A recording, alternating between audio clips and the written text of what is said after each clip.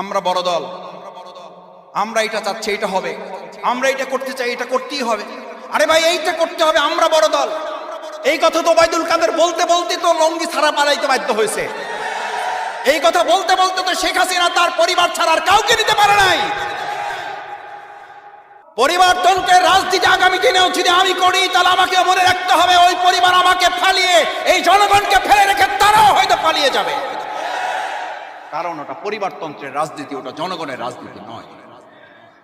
যে যত বড় দল তত বড় চাঁদাবাজিতে ব্যস্ত হয়ে পড়েছে, যে যত বড় দল সে তত সন্ত্রাসে নিজেকে জড়িয়ে ফেলে আত্মতৃপ্তির ঢেকুর গেড়ে বলছেন আমরা বড় দল, আমাদের কিছু সমস্যা থাকবে। এই দেশ পরিবর্তনে আপনারা সবচেয়ে বড় বাধা জনগণের কাছে। আমরা আর কাউকে ভোগের রাজনীতি করতে দেব না। গণ অভ্যুত্থান হয়েছে ত্যাগের রাজনীতি এবং ভোগের রাজনীতির কবর রচনা করার জন্য।